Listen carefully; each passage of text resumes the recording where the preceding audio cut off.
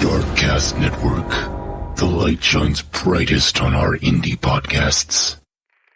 Warning. The following podcast may occasionally contain strong language and material that is not suitable for all ages. If you are easily offended, it is highly advised that you turn back now. However, if you're a degenerate, welcome, brethren. You've found your home.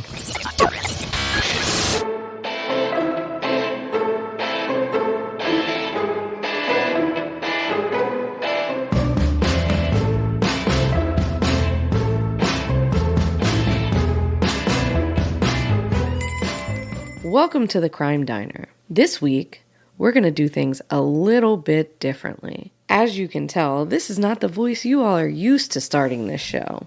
COVID has placed a plague upon our houses, and some of us were too sick to record. So, we thought we would release a previously locked episode on Patreon. And to the patrons who supported us since the beginning that have already heard this episode, we love you so deeply. And we'll be back next week, all healed and whole, and happy to serve you at the Crime Diner. So, join us if you will. Pull up a seat at the table. And if you like what you hear, come check us out on Patreon.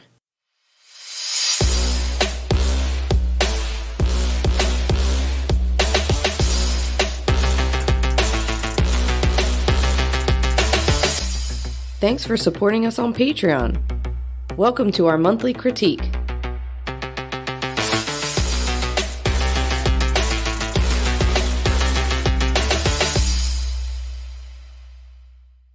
It's Patreon, y'all. Yes, it is. Yep. It's the monthly critique. Are you so excited? I'm so excited. You sound so excited. I am the queen of the podcast, Dana. Hi, Queen Dana. Nadia's here. Nadia. I'm Nadia, apparently. I guess I'm Clark, huh? Yes, hi, Clark. Claire/Clark. Depends on my mood. Yeah. And this is the New Jersey Chicken and Wine. That's right. Murder mystery show or something? Yeah, something about that, yeah. So today we're talking about Murder Among the Mormons. Yes. Yes.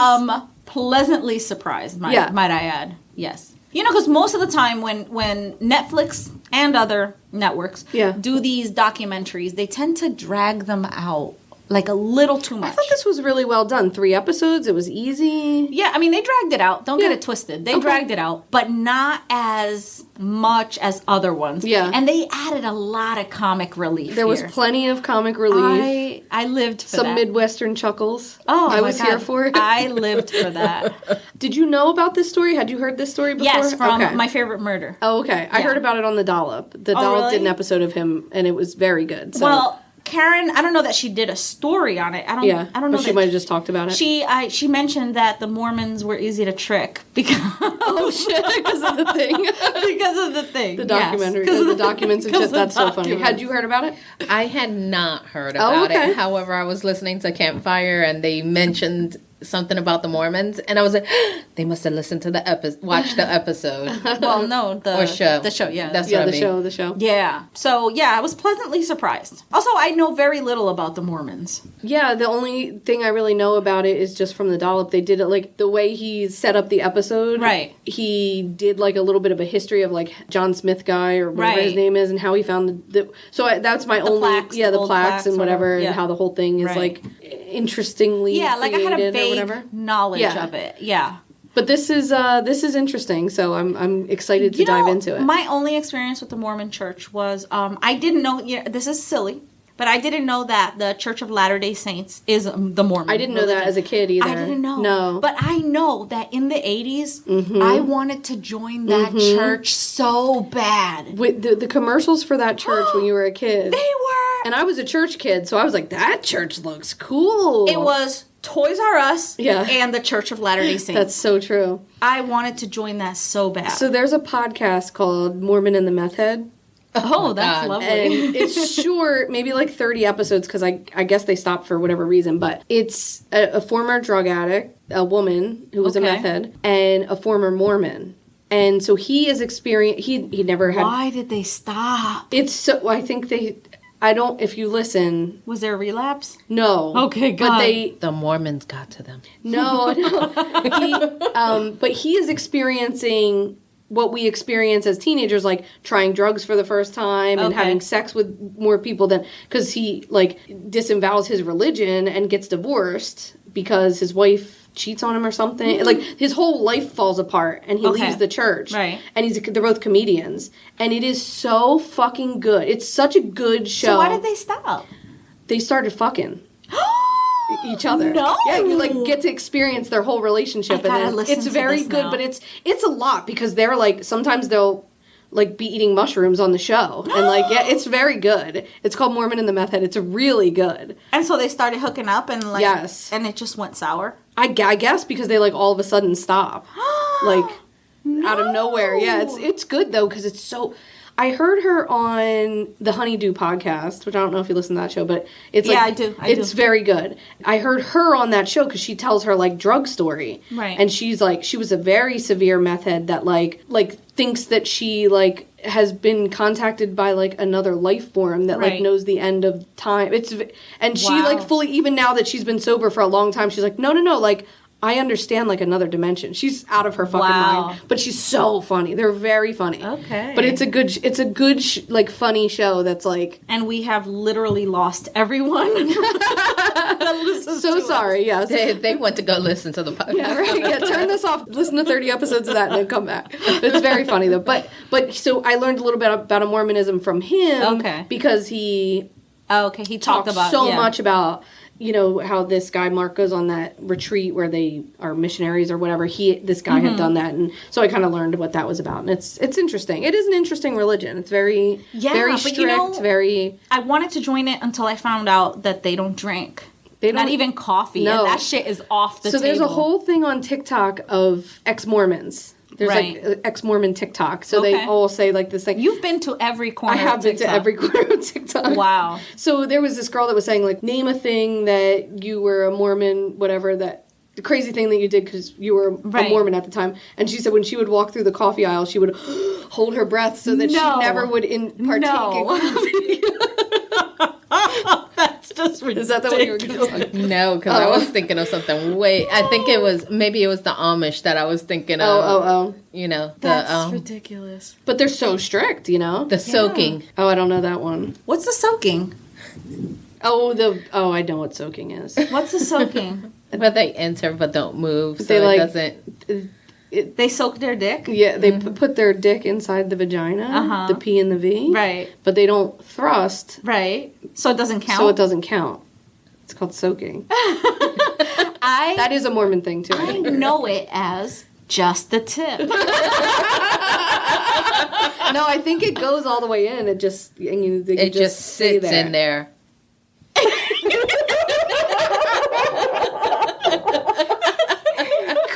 Fucking imagine the face you made. This is the most horrifying thing I've ever thought of. I'm like actually sweating. I'm like full body sweating right now.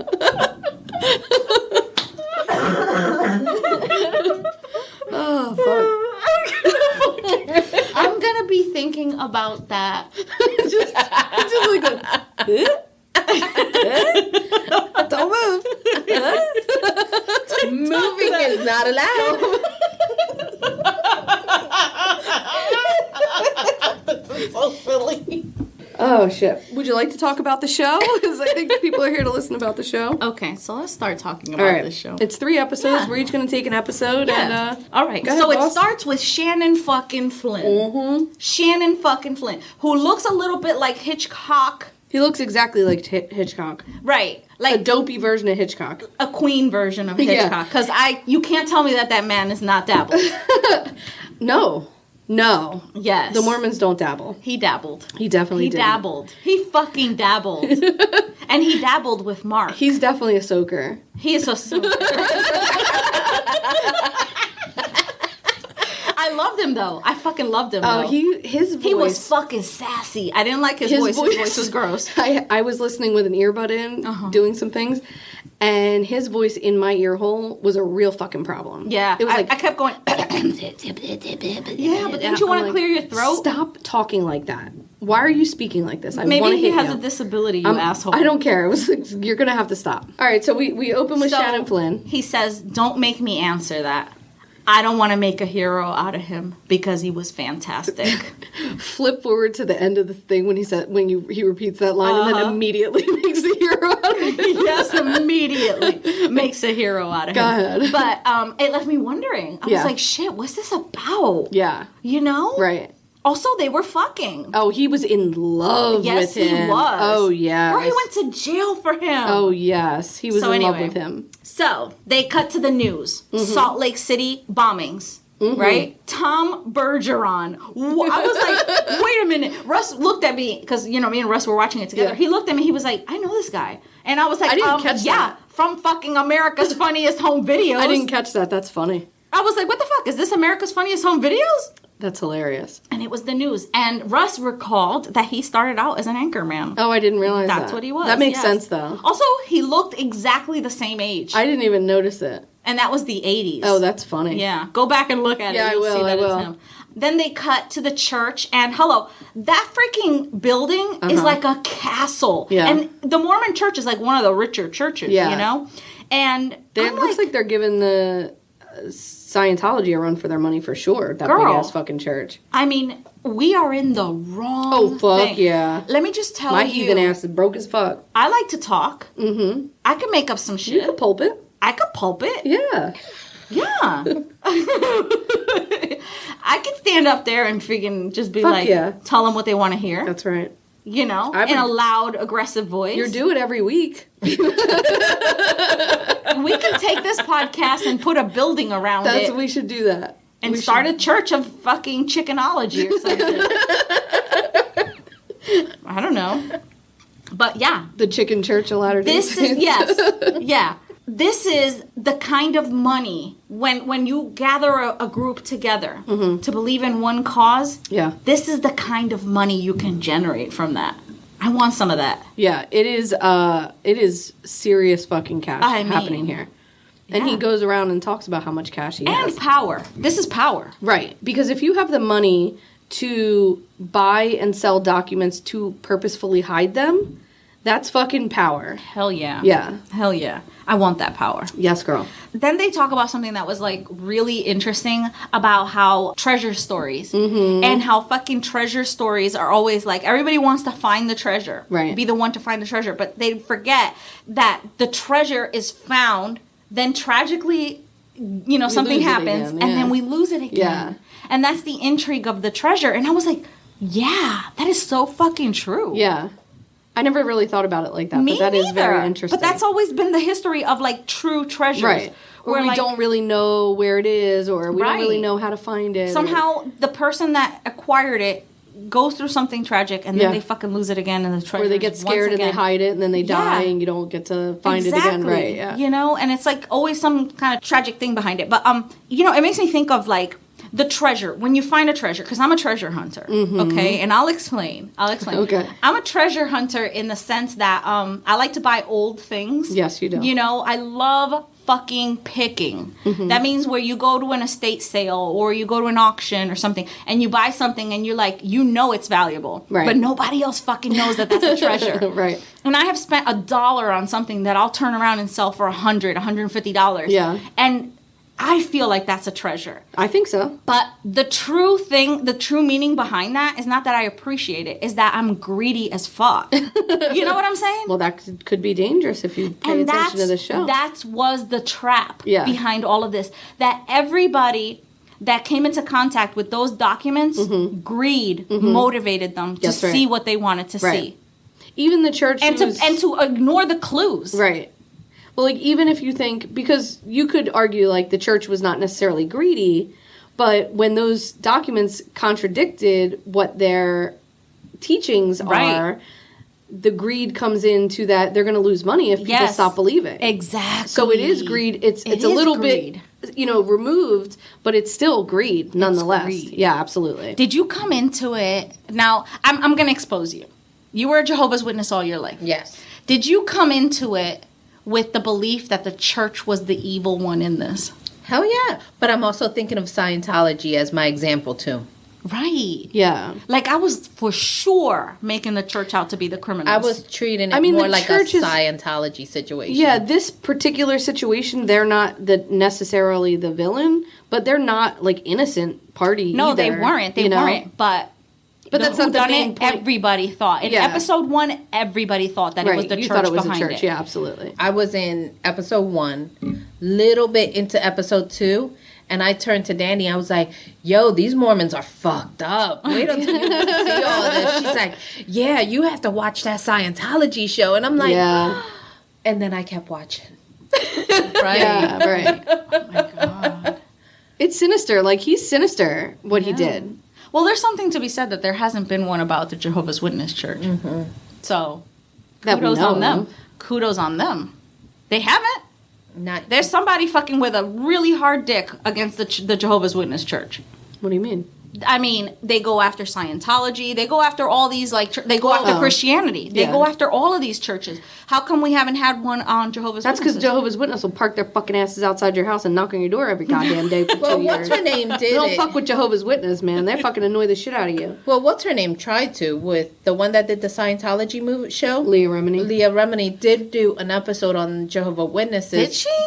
But it was like ex-Jehovah's Witnesses and talking to them and what they felt. Yeah, but like there's really like no controversy like that. Really ripped into them like it did some other Jehovah's Witnesses mind their own business for the most part. Well, maybe they're working a legit operation. You know what I mean? Like I'm not saying that they are. I'm just saying I've never heard of like a expose about like any shady shit that they're doing. So I'm just saying that.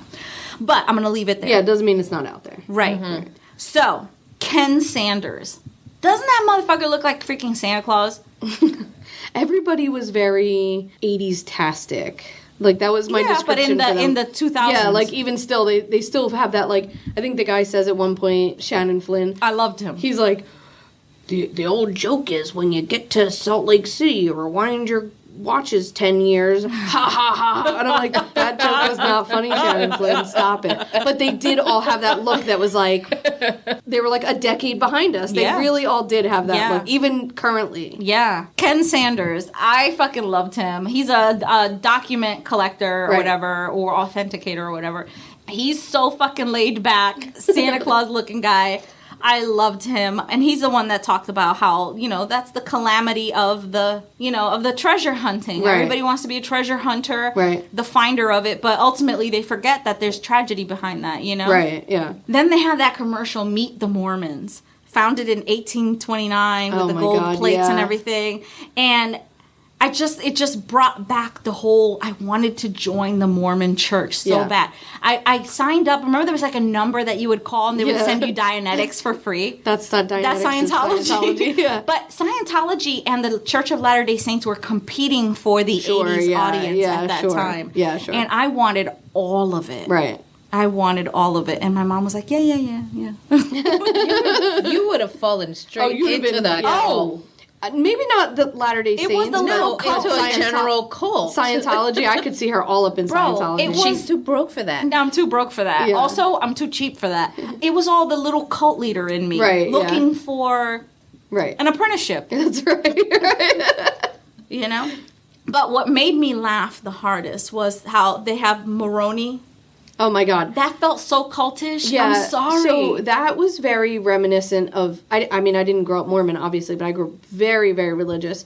And that reminded me of, like, in Sunday school when they would make you, like, sit and watch, like, a VHS tape of, like, before pre-Veggie Tales. Like, we didn't have Veggie Tales when I was a kid, but it was that same, like, you know, like the bad lighting coming from behind the guy. Yeah. And he was, like, golden locks. Like, wow. Always white. Always white. Yeah. The whitest of white. This is a white church, friend. Yeah, this is a white church. Oh, it was so fucking funny. But I was like, where did they get Moroni from? Like, what the hell? He's from the gold plates. No, I know that. Oh, yeah. But he was like, he's the one that Guided. Right. You know, whatever his name Smith is. It was a white salamander. Well, let's get to that. Okay. So they talk about the history of the Mormons and the documents and how, like, a lot of those documents were lost, you know? So there's really very little history known about John Smith. Or was it John Smith? What was his name? Yeah, I think it's something Smith. Joseph Smith. Joseph Smith. John know Smith very is from little. Pocahontas. Right. So what I do know, which I think I learned on the dollop, and this is not going to be a factual statement, but my understanding is Joseph Smith was guided by that angel. He finds these gold plates. Moroni? Yeah. He translates them, and it's 116 pages. And then they lose that 116 pages. And then he rewrites it. Okay. And that's what the Church of Latter-day Saints is based off. Actually, there was actually 2 Mormon churches, and they split. Mm-hmm. So Latter-day Saints is one, and then the other one is, I can't remember what it's called, but they were basically like one goes by one and one goes by the other. They're the same thing, but they're a little bit different. Okay. But that's essentially these documents that he eventually wanted to make were these 116 What about the gold plates? Obviously, they got lost. Those plates got lost. Yeah. Maybe he ate them. I don't know. Okay. Maybe the gold salamander, put his goo on it and made them go away. Okay. I don't know. We're going to discuss the gold salamander. Yes, the white salamander. A white salamander. So, that raspy voice, guys. He's a queen. I loved him. He meets Mark Hoffman. Right. He's completely in awe over him. Right. He has a very feminine voice. Mark Hoffman? Yes. Yeah, they all sort of talk very soft. I was like, what the hell? His wife finds a note in a Bible. In an old-timey Bible. Yeah, 17th century King James Bible. Sealed within the pages. Folded in half, yeah. Folded in half, and then tucked away between glued pages, Yeah, which I was like, wow, that's in, really yeah. freaking smart. Yeah. That's a good way to hide shit. This is the Anthon letter? The Anthon transcripts, Anthon transcripts. So what it is, essentially, is supposedly transcribed hieroglyphics in this Egyptian type font. What would have been on the gold plates. And they do clip to this video of him in the 80s as a young kid being apparently this was written right next to the tablets in Joseph Smith's own hand. What a pompous motherfucker, you know? Hey, listen. Yeah. Don't hate the player, hate the game. That's right. So the Latter-day Saints buy this from him, and it really reaffirms that their religion is so right. Look, this is exactly what we've been saying all this time. Let me just tell you about this. Mm-hmm. Brett Metcalf, they introduce him. He's a rare document guy. Mm-hmm. Collector, authenticator, blah, blah, blah. He was like, I nearly fell out of my seat. He's excited. Yeah. And people are snapping. People are excited. The amount of machinery that authenticated these letters. Right. Insane. I was like, wow. Yeah. They were running it through machines. Yeah. All right. 1980s machines, but 1980s machines. This is high-tech, spacey boop, shit. Boop, bop. Right. They even did nuclear testing on some of this stuff. So it's just very... Wow. Right. Yeah. So the church buys it for $20,000. Do they? Because they don't mention that in the documentary. I'm reading the Wikipedia. Yeah. The church buys this for more than $25,000. They appraised it at $25,000. Wow. Well, listen, then you had Brent Ashworth coming on. He's a document collector. He was very excited. He had bought a few pieces off of him. Right. Because our friend Mark Hoffman had a knack for finding these documents. They were insane.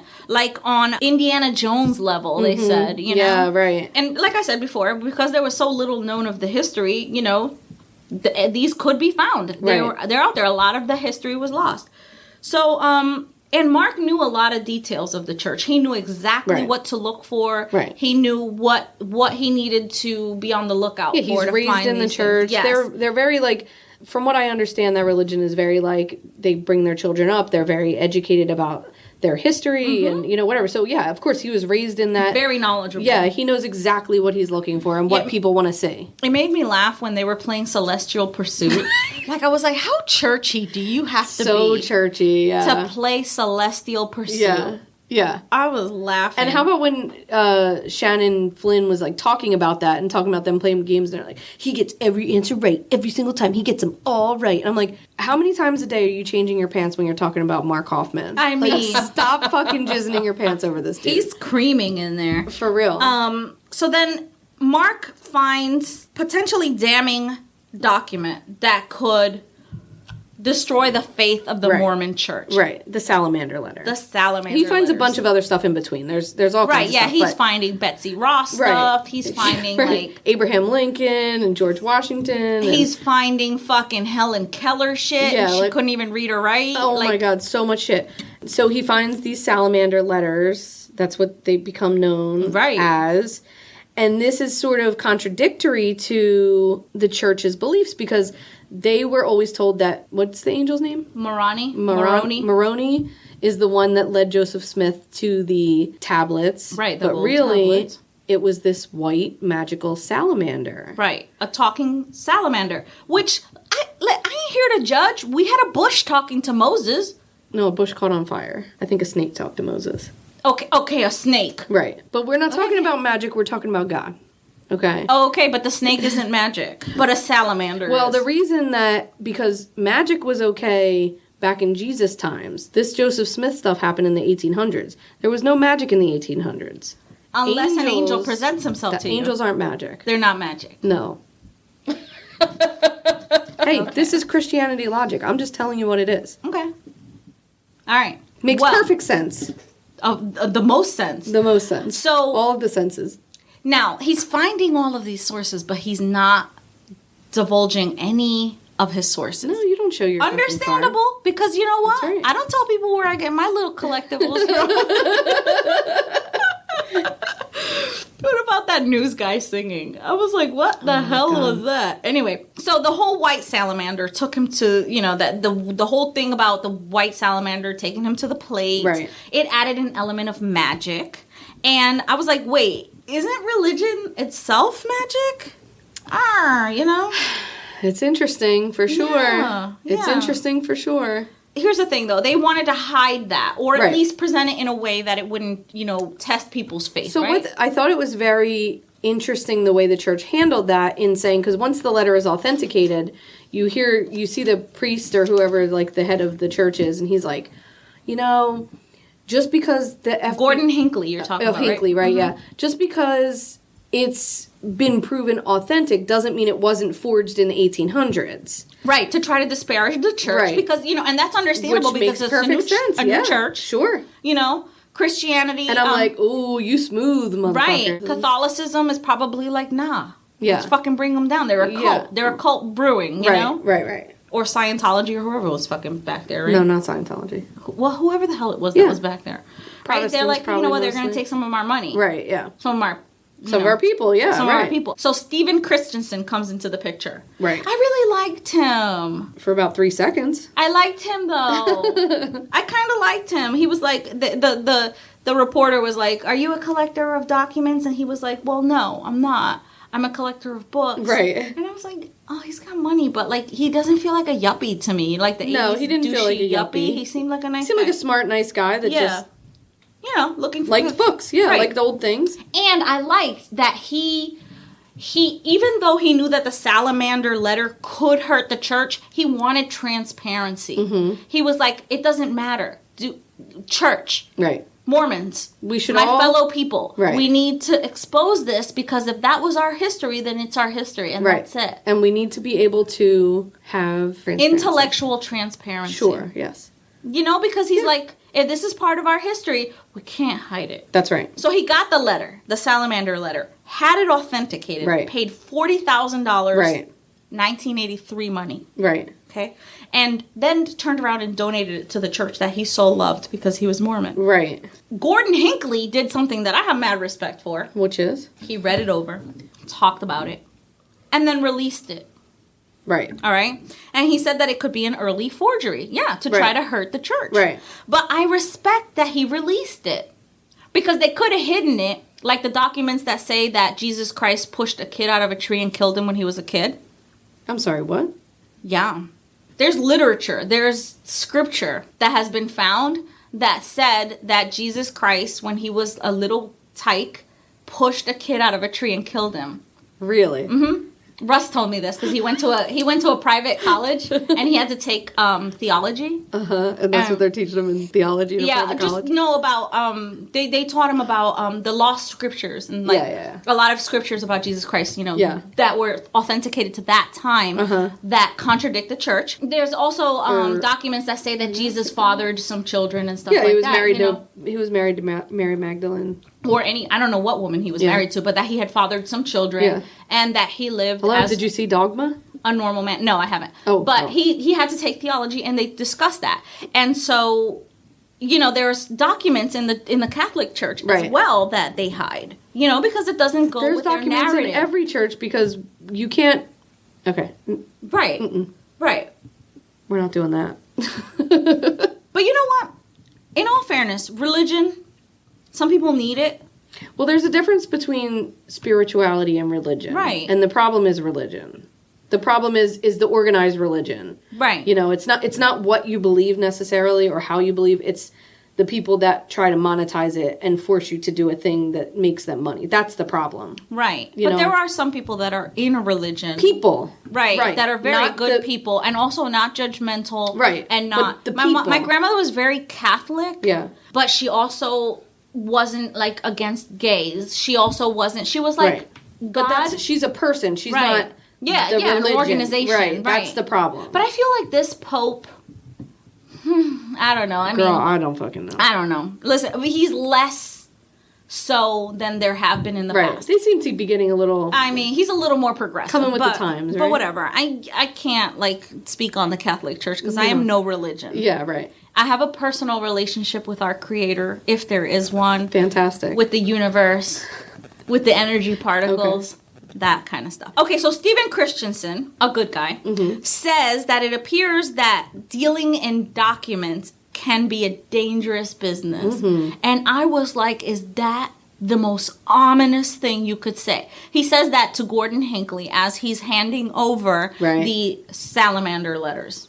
And I was like, why I would wonder he if he say knows that? something, or if he's having a feeling about it. Or if maybe, there was some threatening remarks. Right, someone threatened him, know? Yeah, maybe. I don't know, man. That gave me the heebie-jeebs. Yeah. And also, it preludes to some stuff. Yeah, right, to everything that happens. happens. It also casts a shadow on the church. Right. Right?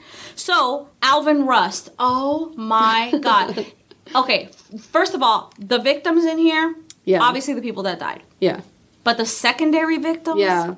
This guy. Poor Alvin Rust. I felt really bad for him. Oh my God, did I? Because at least if you die, you're not fucking... They ruined him. I mean, but that's the biggest ruin if you're dead. Death, yeah, right. Right. Right, but he had to fucking bring himself back from the brink. And that is fucking hard. I mean, terrible. So he had a little collectible shop. He wasn't even a just big a little time dude. Guy. It's so fucked up. I mean, all right. So I had a little sad face next to my nose. I felt bad for him. Yeah. I can only imagine the hell he went through. Yeah. So and he's probably he's Republican. So sweet at the end. What does that matter? Really pays his bills and shit, and perfect credit, takes bankruptcy to heart. Yeah. Poor guy. Borrows $185,000. Right. How? All of his everything. That was his entire... He probably mortgaged his house and his shop. Yeah. Because, in the 1980s, his shop was not worth $185,000. No. So he borrows that from the bank. Yeah, to help... To help finance what Mark Harmon came to him about some documents that somebody...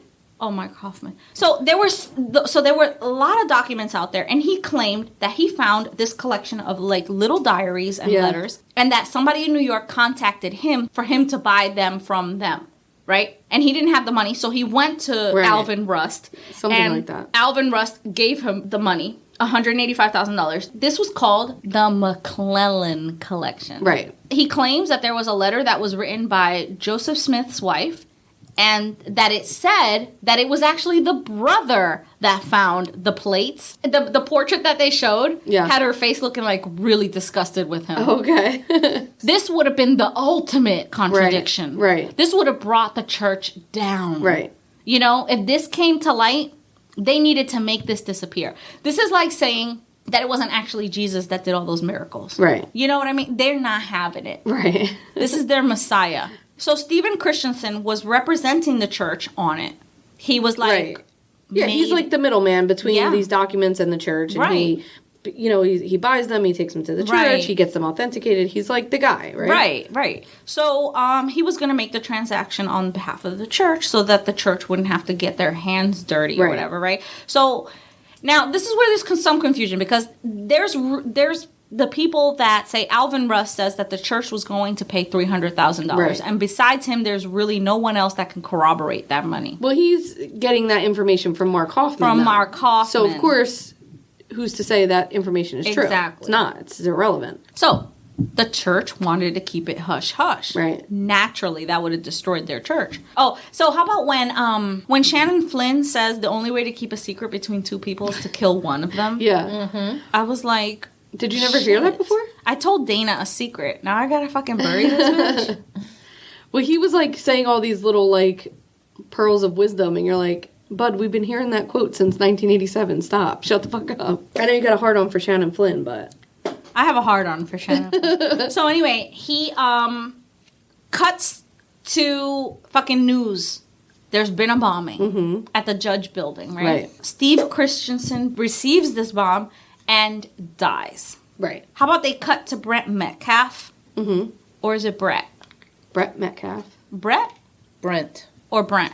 There's one is a Brent, one is a Metcalf, Mr. Metcalf. Uh-huh. And he's got so many feelings of guilt. Like, he's constantly becoming verklempt and weepy. Yeah. And it's been fucking years. You know? But I mean, like, he was sort of in the center of this whole he introduced thing, them. Right? Yeah, and they were his friends. Yeah, they were his co-workers. They were part of his circle. Like, this his treasure crew. Yeah, this is probably a big fucking deal for him. Yeah. So, I mean, he's still crying so many years later. Yeah.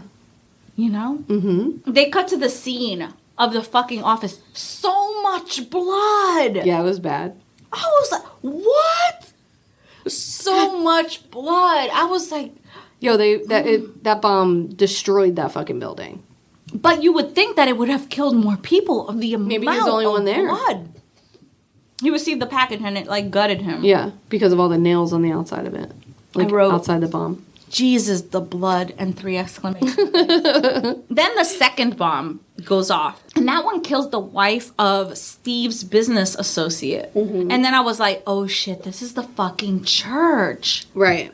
Also, that could have been me. Like, I go get mail all the time. Don't you get mail? No, I never check my mail. No? Never. Wow. And someone has to be like, I sent you a confetti dick bomb 3 weeks ago. It's been in your mailbox. You have to check your mail.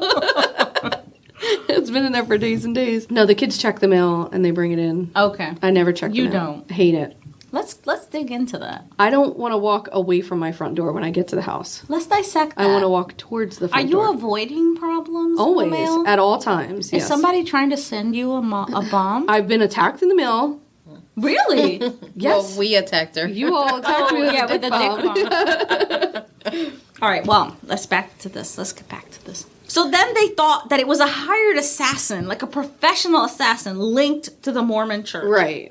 All right? Something to do with the salamander letters or the McClellan collection. Anything. Yeah, it could be any of these documents. Because remember, he had that McClellan collection that exposed the fucking church, right? Right. Mark was nervous, and everybody was like, you better watch yourself. Everybody was nervous because once the wife gets killed, they're like, get your kids out of the house. Right. Like, we don't know what's happening here. Grab your grab your wife, grab your kids. Right. Everybody's getting killed. Everybody's getting bombed around this motherfucker. Yes. Yeah, so, I mean, he had reason to be nervous. Right. So then the documentary cuts to these news reporters. Right. And they have the most unfortunate graphic behind them of a bomb. And I was like, what is this, like, fucking Batman cartoon? It was clip art. I was like, what in the world? That is so disrespectful. Like, how do you have a boom sign behind two people talking about a serious bombing where 2 people have died? Like a Batman, like, yes, like bang, boom. I was like, oh, that's disrespectful. And that graphic artist, that's like, probably needs all to be they fired. had back then. They probably, like, it was like their kid that did it on, like, clip art or something. But let me just tell you, they also said a pun, and they were like, yeah, they did. And this is more explosive than the net. And I was like, no, you don't. 80s fucking news they were fucking wild.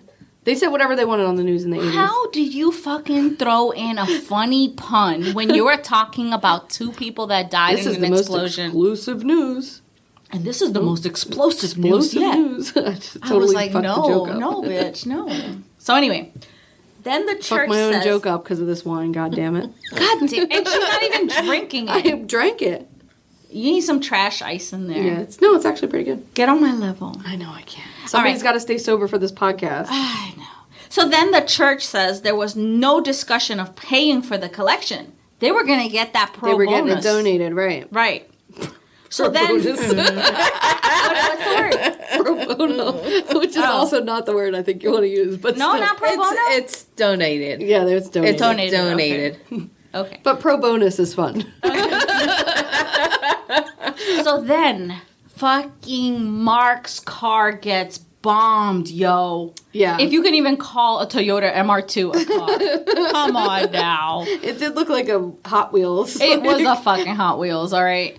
So he survived, but he got fucked. Yeah, he got fucked up. Dude, he was holding his hand up with fewer fingers than he started with. I think he lost a couple fingers. Then they find the documents in the trunk, and they're like, fucking church, man. Right. And then Brent is fucking shook. In 2021, he's shook. Yeah, because... He was like acting like they were still out there for him. Yeah. Wait, and the police go to him, and they were like, we have reason to believe somebody's out there trying to kill you. Yeah, all of them document collectors. Right. They were all on high alert. They were like, fucking move your kids out, go stay in a hotel. Yeah. That must have been really exciting as a kid, though. I mean, maybe. But, terrifying because people are getting blown up. Your nerdy-ass dad who deals in documents is all of a sudden part, of a fucking bomb thing. Come on. You would be like, damn, Dad. Anyway, so the police say all the document guys are in danger. Yeah. All of them, right? So when they cut to fucking Mark Hoffman's wife, is she not the churchiest lady you've ever met? She is a church lady. Yeah, she really is. God. Yeah. So the church was suspect number 1, and it was thought that the bombings were in retaliation for the salamander letters and to stop the McClellan collection from coming to light. Makes sense. I was here for it. Yeah, makes sense. Dun, dun, dun. Part 2. Stay tuned for part 2. All right, so Murder Among the Mormons, episode 2. We open up with Jerry D'Elia. Who's that? He's the lawyer. He's the homicide prosecutor. Yeah. He is telling us he's cool, right? Oh, yes, cool. I loved him. Yeah, he's like... Oh, my God. He was kicked out of college in 1974 as an undesirable with a 0.6 GPA. I fucking loved him so much. I was like, who's this guy? He considers himself Also, wouldn't you love to work for him? Yeah, he seems like... Oh, my God. He actually kind of reminded me of a cool version of Michael Scott, trying to be cool, but actually a little bit cool. No, he wasn't douchey. He wasn't douchey, but he was just like, Michael Scott was I'm so fucking douchey. cool, though. Right, He says, I consider myself, a skier who happens to also be a lawyer. And I'm like, stop it. I loved him. That's supposed to say who, not show. I loved a lot of these characters. Not for nothing, but I really loved them. Yeah, and the Midwestern people, they're fun and nice and sweet and, whatever. Not all of them. Not all of them, right? A lot of them are some there's a bomber amongst them. I'm just kidding. I'm just kidding. So he's described as brash, outspoken, and he doesn't fit into the Salt Lake City mold. No, he really doesn't. No, he really didn't. Would fit in LA. Yeah, or any big city, Las Vegas, right? Florida. Maybe not Florida. He might even be too cool for Florida. It was crazy for Florida. He's the head of the arson team, and he hears about the bombings on the radio on his way to work while he's hung over. I know. I just drooled. Jesus Christ. Can I get more wine? Go ahead. Here, as a matter of fact, you almost drooled too. Go ahead. Oh my God, I love that bottle. Isn't it? Wait, maybe we should say what we're drinking. What is it? It's the Biker Zinfandel 2017 Paso Robles California. Clearly, we've had no food because everybody's getting drunk. You never bring out snacks. We should do a charcuterie. I have stuff for a charcuterie right now. Actually, I already cut up. Let's do it. Some of it. Let's do it. Because that's what I eat whenever I have. Let's do it. We're all looking at you like, really? You're holding out. I mean, this wouldn't be happening if it wasn't for the charcuterie.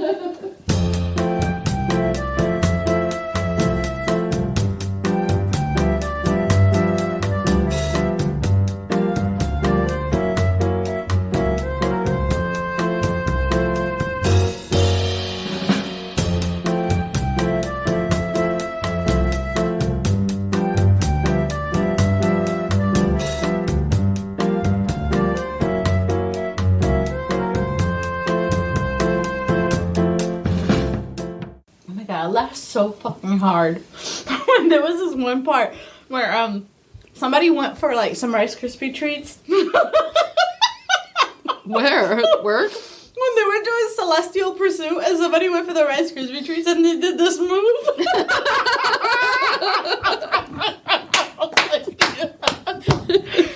I was like, did they really do the twinkle fingers? You know what I'm talking about? I know exactly. But yeah, like, I probably shouldn't eat this, but like... It just flew out of my mouth. They were like... It had to have been Shannon Flynn. It had to have been Shannon Flynn. Who does the little twinkle fingers as they're grabbing a fucking Rice Krispie treats on a game night? And you know it happens everywhere around the world. You're like, The little twinkle fingers. All right. So Jerry is the head of the arson team, and he hears about the bombings on the radio on his way to work while he's hungover. He figures he's going to be assigned this case, and he says that it seems like a beautiful day for a bombing. That was not nice. That was very clever of him. October 15th, 1985, day one of the bombings, he goes to the Judge building to check out what's going on because... Yes, he does. He's going to be part of the investigation because he's... The prosecution. The prosecution, yeah. When he gets there, he, goes over to Steve Christensen's body. He said his chest is all torn apart. And while the team is there gathering evidence, they get word of the Sheetz bombing. Right. Has exploded. Right. And they're bugging because they don't know what the fuck is happening. Right. If there's going to be another bomb, if there's going to be more deaths. So they... At this point, Sheetz getting real. Wow. Wow. You guys fucking paid for this content. How are you feeling now? How are you feeling about yourselves now? You know your what? decisions? Do better things with your money. Don't stop. We need this. Is fucking A+ content you're getting. I would have picked up that package too. In all fairness, that poor lady picked you pick up every fucking package. I know. You pick up a package. That's so Forget about if it's got an Amazon smile on it. We're picking up that package. I mean, it could be ticking. And we would pick it up. Shaking it like... I know. Did I order a bomb off Amazon? I must have. So now it's the next day, October 16th, 1985, day 2. Jerry doesn't know shit about Mormons or their documents, but he's about to find out. Right. The bomb explodes that injures Mark Hoffman in his car. A witness on the scene splashes Hoffman with his consecrated oil and commands him to live. I was like, wow, really? We're commanding him to live. He commands proper medical attention that gets there quickly, and spoiler alert, both things happen. Right. He lives, gets perfect medical attention. He was fantastic. We should have him at every fantastic. hospital. When he said I commanded him to live with his glasses and his button-up shirt all the way to his throat, I was like, I'm so glad I got the second episode. I just got the best episode. The second episode. God bless the second episode. Yeah, it really made this whole season. Oh my God. Yeah, thank you for the third one. Yeah, I know. The third was a nightmare. So skier/lawyer Jerry learns about the Salamander letters and the McClellan collection. Right. McClellan. The McClellan. McClellan. Don't drink wine when you're trying to pronounce words. Yeah. This is when we find out the investigation goes all the way to the top. All the way to the top. To the Latter-day Saints Church, or at least we think so. Hinckley's supposed to be the guy that gets he's the head of the church. He's going to be receiving these documents. Right. Yeah. Which I'm under the assumption that he wants to hide them. He wants to take these documents, he wants to hide them. Take the church down. Right. And he does, like you said, he exposes the documents. He said, but I think they were a forgery even back, they may be old, but I think they were even a forgery back then. And he sort of caveats this with... He casts a shadow of doubt on the documents. Absolutely. But the documents could literally break the church apart. Yeah. The investigators feel like the LDS church were hindering the investigation because they didn't want to hand over the documents, right. Which I think we all can understand why. Cut to homemade video of the Hoffman family, who is Mark Hoffman's parents, Bill and Lucy. Yes. My man is wearing a 3-piece suit. I mean, in his living room. In his house with his wife with her, like, what's that, like, thing that they wear around their throats? Pussy bow? Okay, that. I happen to know this because RuPaul wears them. I think they're called... Pussy bows. No, I think they're called something else. Ascots? An ascot. Who was wearing an ascot? Not the mom. What was she wearing? The dad would be wearing an ascot. An ascot is a man's throat wrap. Like a wrap. I can wear one thing. if I want. No. I'm just saying, like, Not a pussy bow. If a Mormon was wearing an ascot, it would not be the woman Mormon wearing it. All right, fine. It's a pussy bow. I'm gonna look it up. Oh, this might generate some really bad. A pussy bow blouse is that. Yeah, sort of. It's a pussy bow. It's a fucking pussy bow. Yeah, but it was more like... Pussy blow, wait. Pussy bow. It was more... Flouncy. Yes, but flouncy it's is still not a word, pussy but bow. yes, it was like that. Anyway, so she was... Flouncy is so a word. I was going to use flouncy. Flouncy? Yes, flouncy is a word. I don't know Is this there word. wine still left in there? I thought you took the last bit. This is a fucking nightmare. I think we established it was a pussy bow. Yeah. What? It was a flouncy pussy bow. Yeah. Okay, go on. Pussy willow, or whatever you're saying. Pussy bow. Pussy bow. Okay, well, anyway. The video chronicles Mark's childhood. We learn that he's from a very strict Mormon upbringing, and he got in trouble for having books that had dinosaurs in them because it's contradictory to religious beliefs. He was already a father when those books Oh, were. really? It was in his living room floor. His kids have been listening, reading them. They were on the floor. Well, I've been screaming about dinosaurs contradicting the Bible for fucking years, and no one wants to hear about it. So, like, at least the LDS knows what the fuck is up about dinosaurs. Anywho, I digress. Mark did all the things he was expected to do. You don't believe in dinosaurs? No, I think the dinosaurs contradict the Bible, which means that the Bible can't possibly be true because we know dinosaurs are true. Right. We have evidence of them. But you're saying that the Mormons knew about the dinosaur situation. The Mormons don't want to believe in the dinosaurs. Yeah, they don't. Right. Right. Okay. Mark did all of the things that were expected of him, including going on a religious mission and keeping his fucking mouth shut. You know, he just did what he was supposed to do. Right. During his mission, he found that he was very comfortable in old bookstores in England, and he could quickly pick out books that he felt were going to be important to him. He found books in these bookstores that contradicted the LDS teachings, and he realized that the church was not only deleting materials but hiding wrong or important facts from the congregation. And he asks a friend, "What do you think about lying for the Lord?" Which I think is an interesting concept that he has. So let's talk about the suspects in this bombing case. We have Brett Metcalf. He's interviewed relentlessly. He's, you know, they go through like, this is tape 3, this is tape 6, this is tape 13, and, you know, and he seems like, you know, straight-laced guy. Yeah, just like a nice sort of guy, but he's like, they do sort of like make it seem like he could be a good suspect, but pretty quickly I think he's ruled out. Yeah, especially with all the crying he did. Yeah. Al Rust is the guy you were discussing that took out all the money to back. Poor guy. Yeah, so he has a financial motive.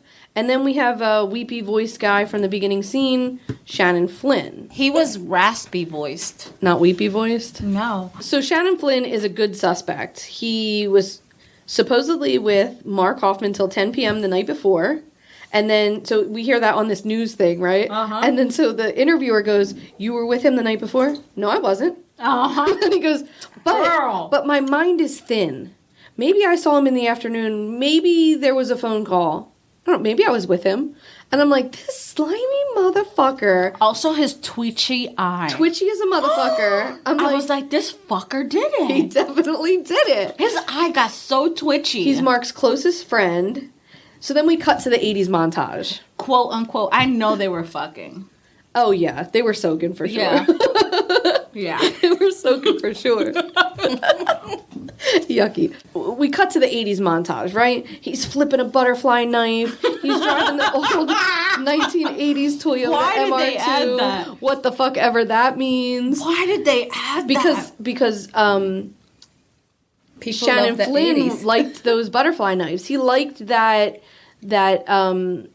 army type. He bought an Uzi. They were like Right. going out into the He desert. was Mormon But he liked the dangerous But he was danger. side. He said this was It was Mormon danger. 2 Utah boys, this was the most close to danger they'd ever had in their lives. Oh my God. Also, they carried briefcases because there was so much money. There was so much money. It was so huge. Oh my God, huge. It was so huge. It was so huge.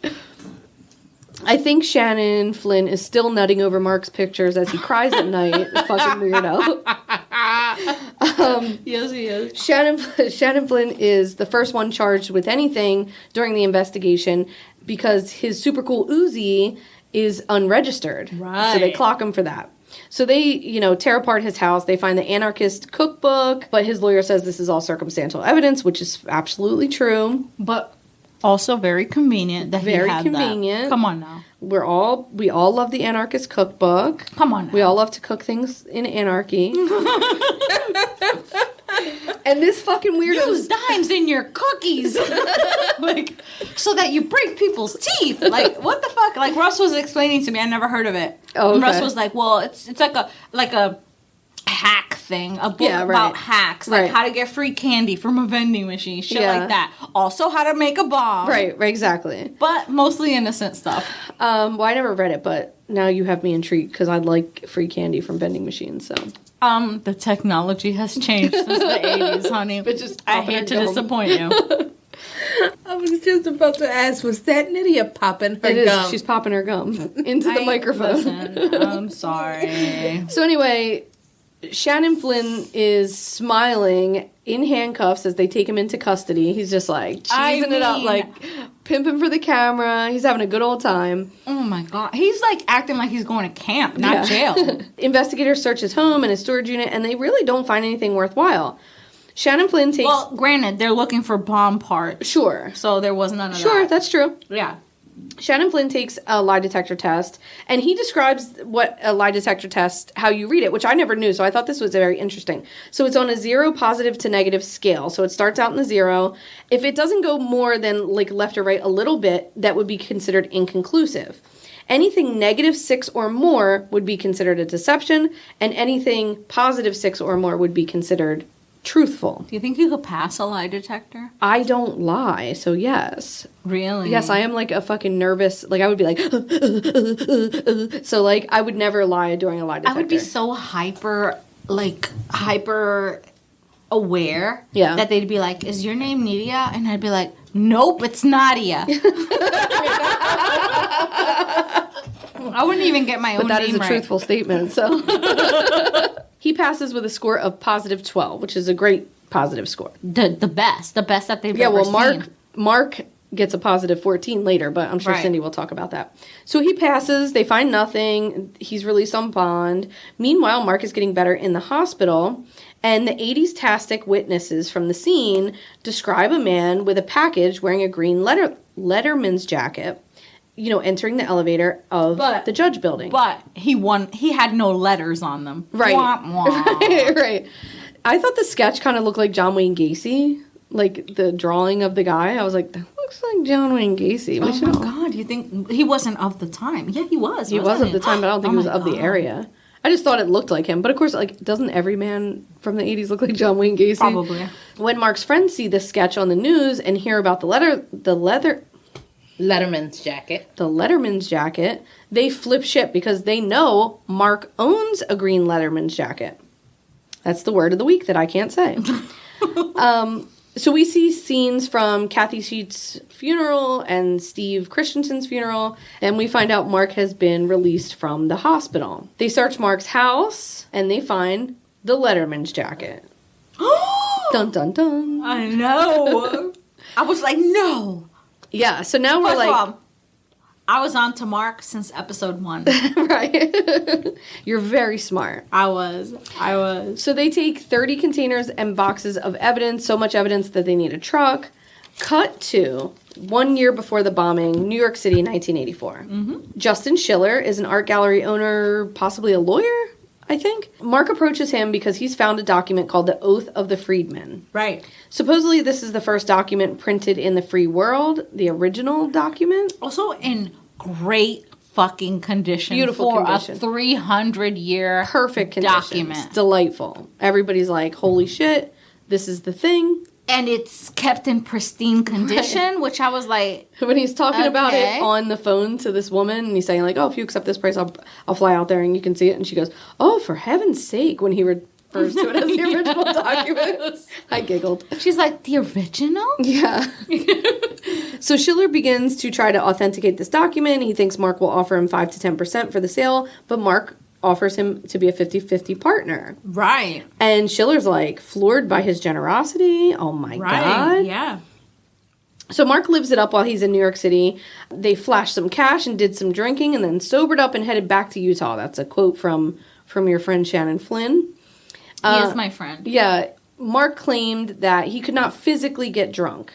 He took 15 shots of vodka and whiskey and all these things, and he never stumbled, never slurred his speech, but Shannon would like everyone to know that he did not partake in the drinking, again with the twitchy eye, when he was saying that statement. Right. Insert idiotic music behind it when he was like telling the story. Because he was like, wink, wink. He's like, I just want everyone to know I did not partake in the drinking. We're like, okay, Shannon, settle down. But he also like did it really like slyly. Yeah, I don't think so. He's a comedic relief. Yeah, he was great. He says like the backstory to this is that when they got up to the room, Mark pukes his guts up all night. Because they were lovers. The soaking made him nauseous. No, it was the drink that made him nauseous. But you know his girlfriend was holding his hair back. Oh, yeah. And I just want to point out that if they were allowed to stay together, this would have never happened. None of this would have ever happened, yeah. Go ahead. This is why we don't suppress the gays, friend. We don't suppress gay. Let it fly. Let your freak flag fly. We jump to home movies. Yeah, we jump to home movies, and Mark's wife is talking about how they were yuppies, and Mark was very concerned with having nice things and appearances and yada, yada, yada. Right. But their financial status wasn't as stable as he would have liked people to believe. Right. She describes it as feast or famine. She said bill collectors would call, or they would be knocking on the door, and he was like wholly unconcerned by it, she says. But he was anticipating on selling the Oath of the Freedmen for $1.5 million. Which his cut would have been $750,000. Which is good. That's a lot of money. Yeah. It's great. 1980 something? Yeah, that's a big fucking deal. Investigators are onto his shit, though, and he takes a lie detector test, and this motherfucker passes with a positive 14. That's like, the examiner said all of the truth. The highest he's ever seen. Right. Friends are absolutely not shocked by this one single bit. They think he's being set up, and there's no way he had anything to do with the bombings. Like, he's the nicest guy. He's a family man. Right. They think the Mormon church is setting him up. Right. Because they're doing retaliation. Because he's finding all these documents. Right. Investigators are spending night and day on this case, and they find a receipt for a place called Cox & Clark Engraving in the name of Mike Hansen. They trace this receipt back to an engraver, and they realize this motherfucker has been forging documents and selling them. So he's getting these documents made at an engraver so that he can use this like old-timey printing press machine and actually make these documents to really seem legit. And I'm sure Cindy will get into like the science of what this motherfucker was doing to age the paper, but it was genius. It was good. Wait, he made the printing, the print, so that he could later go over it with these, like, special ink that he was making. He was making the ink. Dude, the level. Yeah.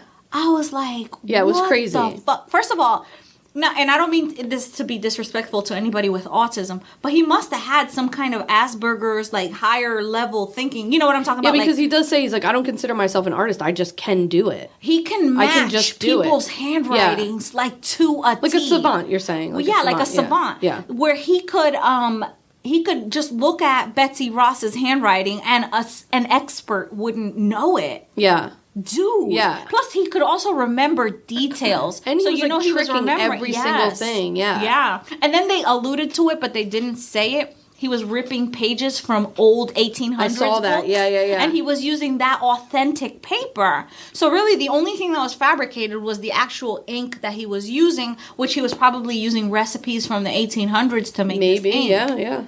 It was very interesting what he was doing. Yeah. So we figure if he is doing this, this gives him a motive, right? Meanwhile, the fucking FBI authenticates the salamander letter. With nuclear testing. Which throws investigators for a loop because they believe Mark's documents are forged. Like, they're on to him. So they call in George Throckmorton. This fucking guy. This fucking guy, he gets into forensic science because he doesn't want to have to deal with people. Right. And I love me an old grumpy man. Like, he just wants to be left the fuck alone and do his little science stuff. And he's like, fuck the people. Right. I ain't here for it. Right. I'm also fuck the people. I ain't here for it, but the people keep coming. Dean Jesse is the one who authenticates the salamander letter, and Throckmorton is suspicious of him because he's a historian. He's not a forensic guy. But wait. Throckmorton is also a Mormon, and he doesn't fucking trust himself. And he's like, I gotta get me a Christian on board. Yeah. Mm-hmm. Oh, I didn't catch that. I gotta get me a Christian on board to check my Mormonism so that I'm not skewed. Perfect. Yeah, because he asked the guy, he gets he was like, what religion are you? A non-practicing Catholic. Yep. He was like, what religion are you? And he was like, Catholic. He's like, perfect, you're on board. A non-practicing Catholic, which I think is what was important, to be non-religious. Yeah, because then you don't, 2 months after the bombing, the Oath of a Freedman and the Salamander Letter are fully authenticated by the FBI, and the real investigators are like, nah. Mark's wife said that he loves seeing himself on the news and hearing the news talk about him. I thought it was so weird that, like, in the home movies, you can hear the news playing in the background, and he's, like, commenting on it. And she's all like, It's so weird. Right. It's very weird. Throckmorton narrows in on this cracked ink on the paperwork, and he's like, how is this motherfucker, what is the deal with this ink? Right. So he finds these old documents that he know Mark never touched. Right. And he compares them, and he notices that only Mark's documents have these cracked inks. So he's like, okay, something is up here. Let's figure this the fuck out. That's the one common thread. Right. In all his documents, the ink cracks. Right. So they go to a local printing press, and fucking bam, there's the plate. They find the Oath of the Freedmen plate, and he's like, oh yeah, this guy, Mike Hansen, had this made, but he didn't have enough cash. He had to pay the remainder with a check. Whose check? Fucking Mark Hoffman. We got the fucking dummy. Yeah. It's a wrap. It was like a check for like $2. So stupid. He got caught. Go get some change out of your car, you fucking moron. You wrote a check? Literally the only way to be traced in 1980 something? Like, what the fuck? For $2, folks. Yeah, so then we move on to episode 3. Ready? Yeah, let's see. We open up at episode 3 with the police have Mark Hoffman in handcuffs and walking him off. It's basically starting with interviews. Somebody's interviewing him. I think it was the parole panel, and they're recording him speaking. And there's one of the first questions that they ask him is, when did you consider killing people? Yeah. So part of his plea deal is that to not get the death penalty is he's going to tell his tale. Right. So that's the interview that we're hearing is this thing. So yeah, when did you first start? I was wondering why he was singing like a canary. Because it was part of the plea deal. Oh, wow. Yeah. Because he gave them a lot of information. Yeah. Yeah. Which, like, we should not give these guys a platform, but it is interesting to hear, you know? But go ahead. So when did he first start to decide to kill people? And he said, I bought the 2 bombs first. Yeah, 2 weeks ahead of time. The supplies to make them, yeah. And he wasn't sure who was going to die, but the quote is, someone would have to die. Right. To get him out of the pickle that he finds. That he was in, yeah. Right. So on January 23rd, 1987, he pleads guilty for 2 forged documents and killing 2 people. Flynn wasn't a suspect, but he was supposed to serve 5 years to life. Which I was like... Mark Hoffman was, not Flynn. Mark Hoffman. Yeah. That was... Yeah. Which I was like, what? 5 years for killing 2 people is crazy. 5 years to life. That's a big fucking jump. That so it's is. like saying anything could happen. Anything could happen, yeah. What?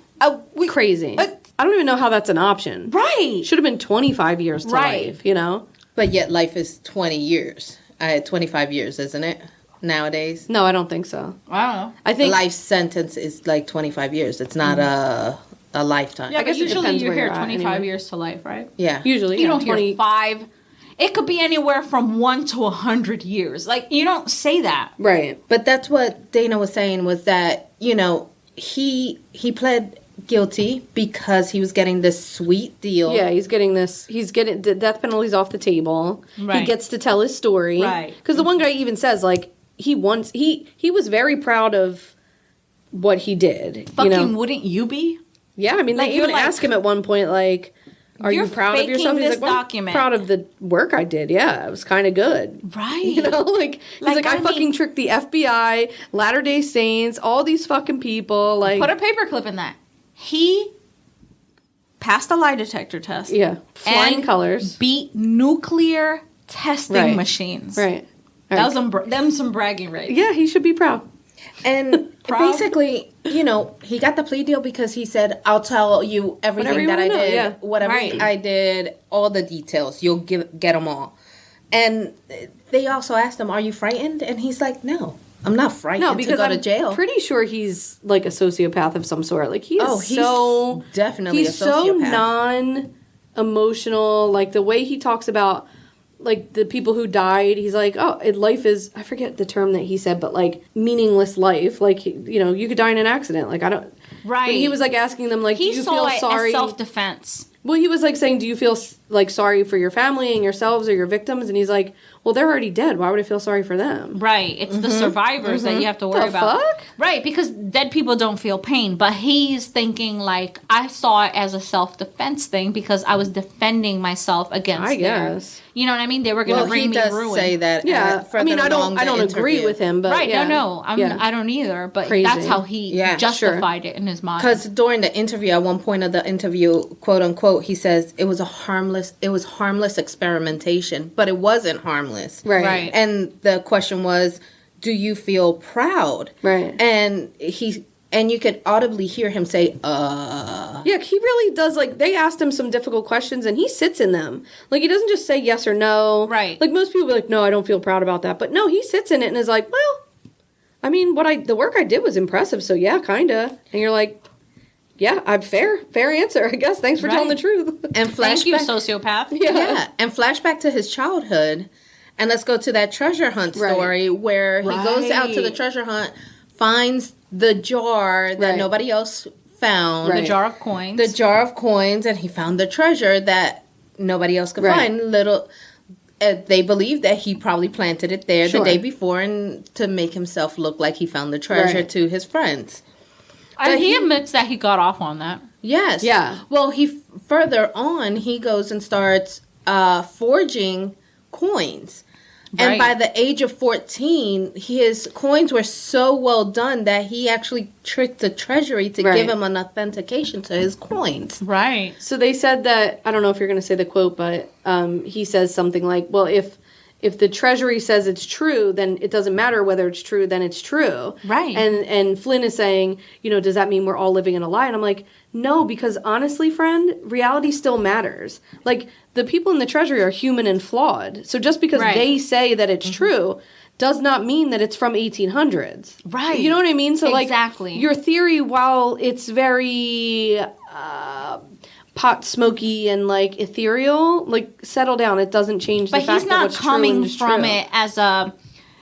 He's coming from it as a financial standpoint. Like, if I'm selling you something that has been authenticated, then the price that you're willing to pay for an authentic document is actually true. But if you're a collector and you want a piece of history because you want a thing that's from the past, you have to separate collector and historian. Yeah, but you can't, because it's all part of reality, right? Like, you know, you don't want in your Smithsonian Institute, just because the treasury says it's real, to have a piece there that's not really real. Because you're a historian. You're not a collector for financial gains. Well, here's the thing. While, yes, financial gains was his key element in the end. Right. But there's a quote during the story, and the quote was, it was power and superiority. And I can't really say that word. That's not my word.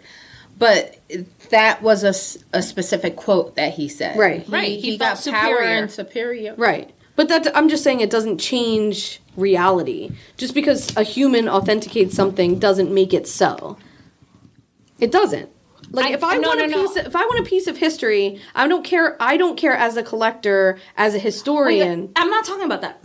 Okay, there's two parties to this. There's the collector that collects it for the value of the item. I get what you're saying. Not the historical value. I totally understand what you're saying. So for that collector, if it's authenticated, then it's good as real. But the reason the historian sees it differently. I understand that because the person who is collecting it for financial reasons is going to eventually sell it to the person that it matters to. No, yeah, so I'm not disagreeing. It matters to but he's thinking of it from a trader's point because nothing matters to him. But Shannon Flynn puts this ethereal question out into the world. Does that mean we're all living in lies? No, it doesn't mean we're living in lies because it matters to some people whether it's really real or not. Right. And the price doesn't matter. But I think that what he was alluding to was how many replicas are there that we think are real in this world. And they allude to that towards the end. Right, but that's not what he's saying, though. And then the story of the treasure hunt, he was only 14. Right. He was just feeling his oats, let's just say, on what the possibilities of what he... Yeah. Right, but I guess, the way Shannon Flynn puts it out there, like he's this beautiful mind that has found a way to, change things that are real, fake into real. And, are we all living in the Matrix because nothing is real is, essentially what he's saying. And it's settle down, bro. Right. He faked paper. Stop it. But how many fake copies are out there in the world that we take that as doesn't real? make things true, though. No, it doesn't. But he's are we living... are we going to museums and looking at paintings that we think are real but actually aren't? I'm sure we are, but that doesn't make them real, though. Yeah, no, it doesn't. All right. I didn't agree with him. I'm just saying he's coming at it from another standpoint. You know what I mean? Okay.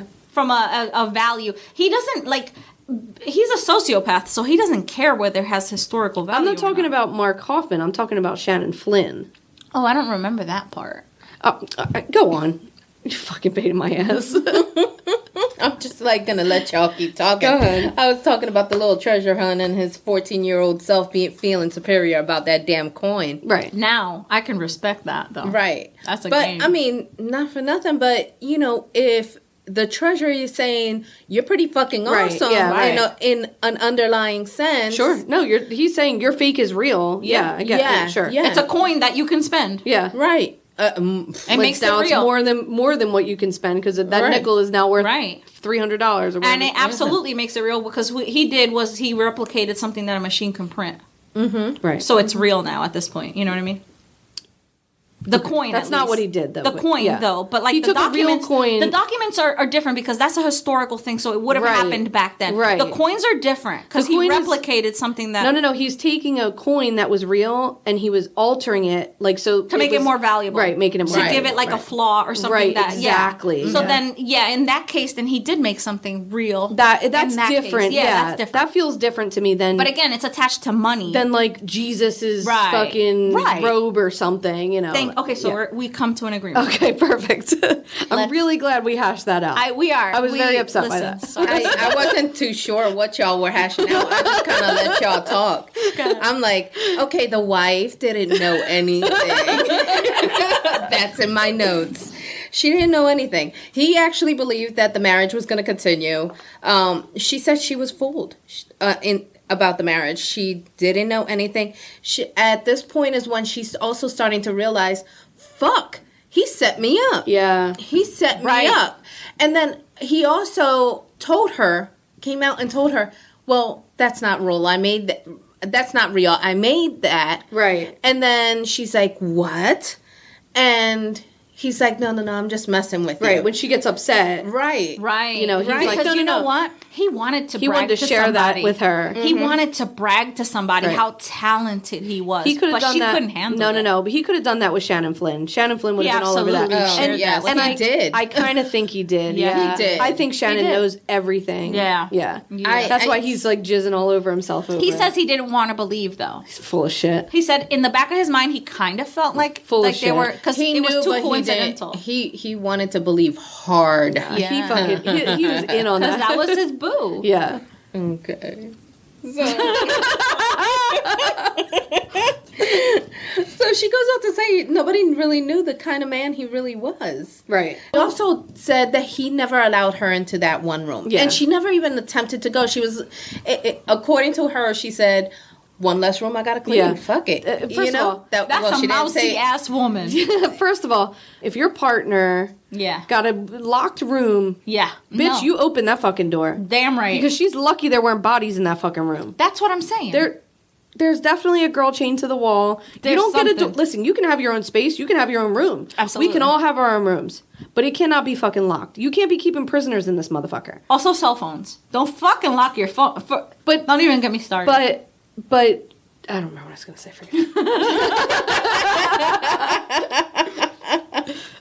Something about her. I can't remember, though. Well, just the fact that she didn't question what he was doing in that room. Right. Could you imagine, though, like for a moment, you find this shit out about your husband, right? Your husband, not only his entire job, every day he comes home from work or has come in from out of town, everything he said to you has been a fucking lie, all of it. He's killed 2 people. His parents don't know who he is. His friends don't know who he is. Like, could you imagine, like, A, how devastating that would be as a wife to, like, have your world come crashing down on you that way? Right. But, like, how much he had to, like, lie to everyone. Oh, yeah. To, like, live this fucking life that nobody knew. Mm-hmm. But like you said, he scored a 14. He spent his entire life to himself. Lying. Right. Yeah. And he wasn't lying to himself. This was a world he created. Was believing everything he created. Yeah. So and that's why he could pass the lie detector test. He was delusional. He believed his lies. Yeah. He knew what they were. Right. He's like, I'm going to live my lie. Yeah.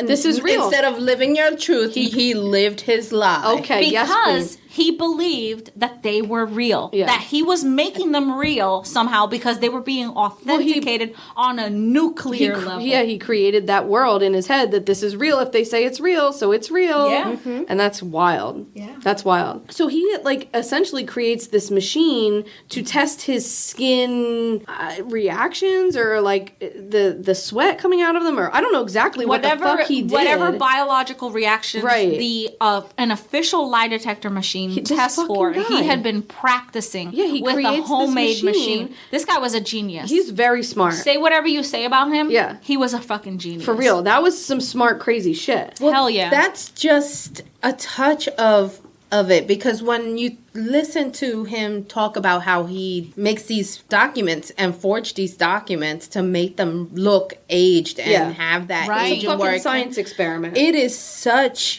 so intense and detailed. It's kind of like all the freaking how he would pull the ink through the vacuum so that and it the looked humidifier. Like Oh my god! All the things that the things that he would put in with the, like, he would put vinegar in an aquarium to, like, replicate the aging of documents. You know, they get that vinegar. It's very crazy. Oh, very smart. But talking about Brent, going over to Brent and how he couldn't believe that the forging. Yeah, no one wanted to fucking believe it. He couldn't even believe it. His philosophies, everything was just thrown out the window. How he says that Mark was willing to toy with others just for the sake of experimentation, because he was fascinated on how the documents were believed. Yeah. And also Mark's deception cut to them at their core. Right, their core beliefs. They're considered experts in the field, and they were fooled. So that must have, like, fucking ruined them. Yeah. Their ego. They were considered expert document collectors. Right. They spent thousands of dollars buying Mark's stuff. Yeah. So they were just idiots and fools at that point. Yeah, they felt like it, I think. Yeah. Sure, yeah.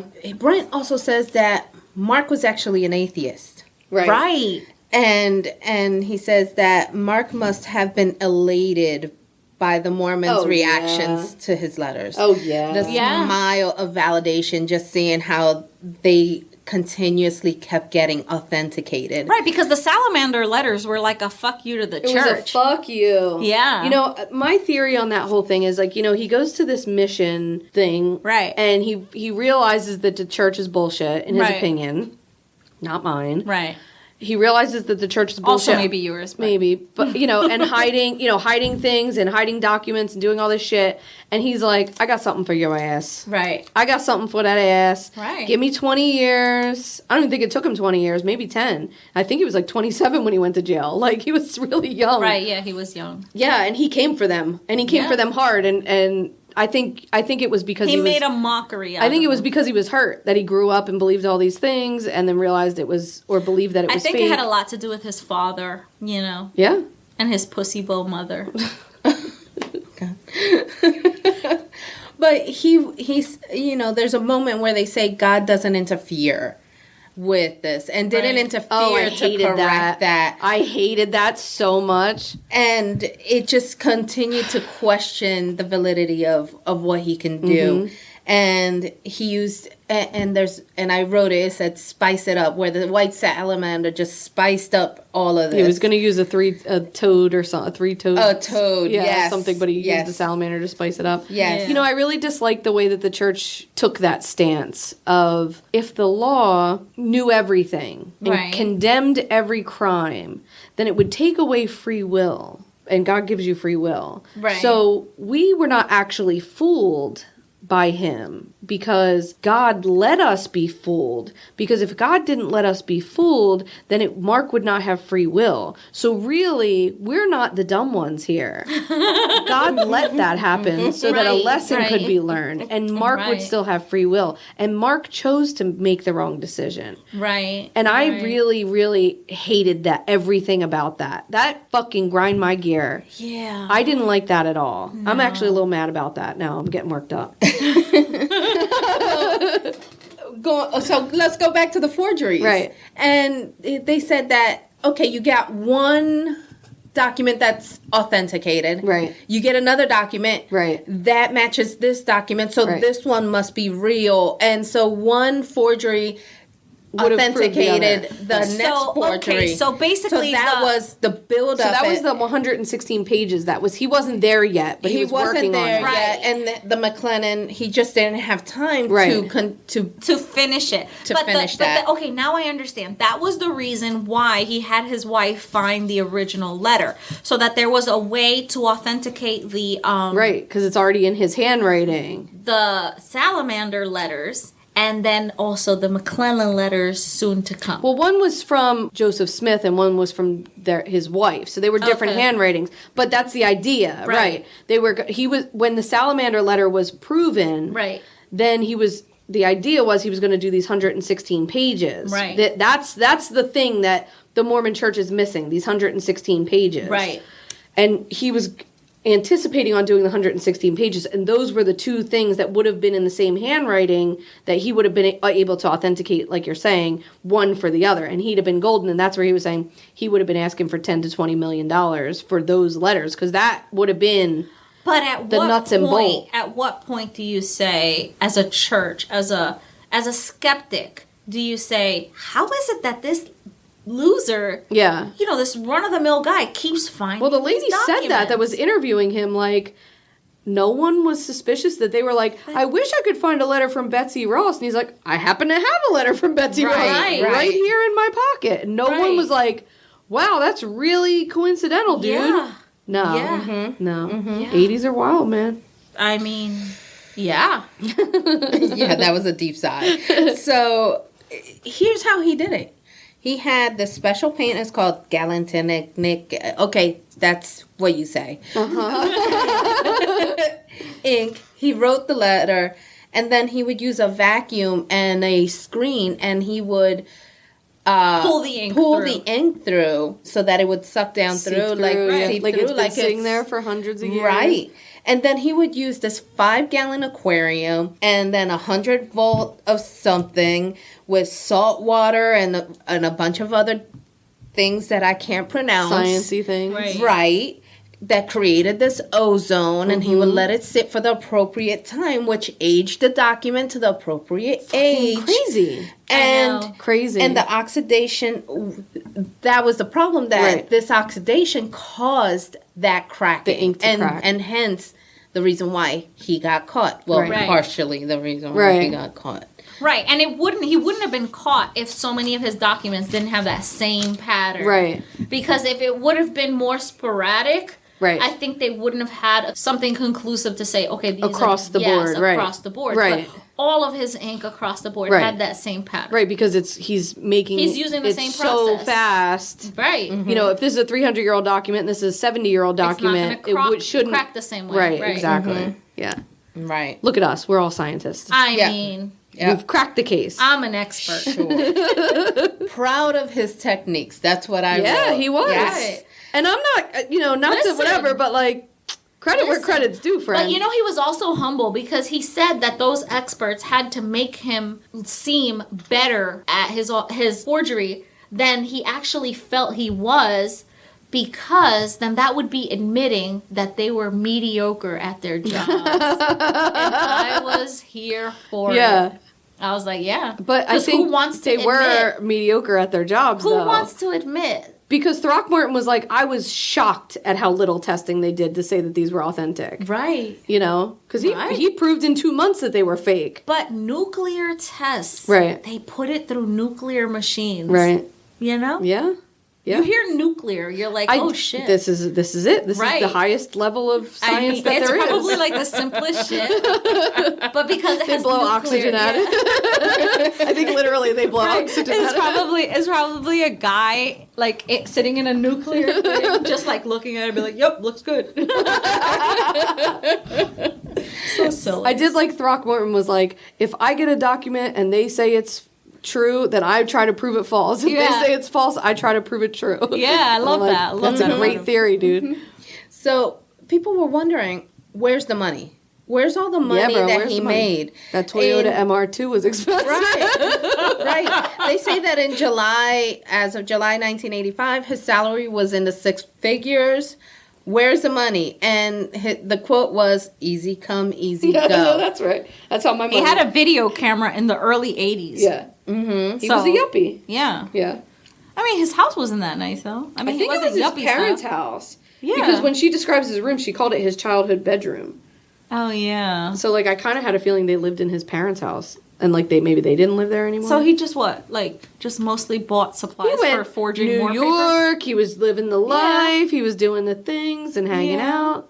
And maybe he buried that shit in the backyard. And also, the money didn't come in so regularly. So if you're living off of that and living high life off of that. Yeah. He wasn't budgeting. No, because in one point it says here they had 3 kids. So they needed to buy a van, and while they were buying the van, he bought that MR2 car. And there was a point where he actually had to sell some of his authentic stuff to cover his forgeries. Right. He had to start mixing in authentic stuff. Right. And the lady was like, I was under the impression that you were an actual, document trader, and that the forgery stuff was on the side. And he's like, yeah, no. No, bitch. No, this is my passion. The forgery is where... This shit don't pay the bills. The forgery is where my heart is. That's right. This other stuff is that's the side gig. This is the innocence of it. If he would have gone to work for the mob, he would have been a billionaire. Oh, my God, yeah. A billionaire. But instead, he went to work for fucking, eBay? Early eBay? I mean, he just did not go into the right market. If he wanted to, because he was a nerd. If he would have been a cool guy, he would have done passports for the mob, or you know what I mean? Right. He'd have been sneaking people out of the country. He would have made or some making real cash, money. Counterfeiting. Yes. Yeah. I mean, that's where the real money was. Yeah. Some serious Which I thought that's where he was going, because it looked like he had those old-timey dollars. Mormon money. Yeah, Mormon money, right. Yeah. He was stuck with giving the finger to the church, and that's where his downfall was. Right. We can't keep our eye on the prize, man. We got to look bigger than just destruction of the Mormon church. Don't stay small with the destruction of the Mormon church. Oh my God. But he could have had the world, friend. Could have had the world. Could have had the world, and unfortunately, he just screwed people left and right. Yeah. Oh. Hence the reason we go Poor to Alvin. Alvin. And Alvin covered those costs of that $185,000. He had to sell his entire collection. That must have hurt. But before this, he remembers Mark coming in with a check. And so Alvin was like, oh my God, thank God.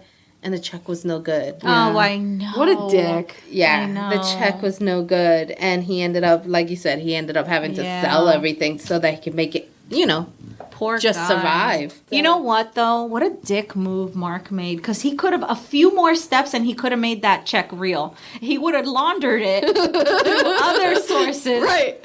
He could have been, what's that guy that Leonardo DiCaprio played? Yeah, he could have done that. Yeah, he could have done that fucking all day long and gotten poor and been out of jail in 10 years and been fine. Gotten poor Alvin Rust his money back and just fucking cocksucker. Well, I mean, and somebody said he had a Ponzi scheme. So he would sell one collection, pay off the people that he owed. Right. And then here goes the McLennan collection.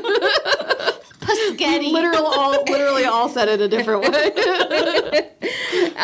He was hoping that he could finish that off, get that sold off, pay off all the people he owes, and instead did not happen.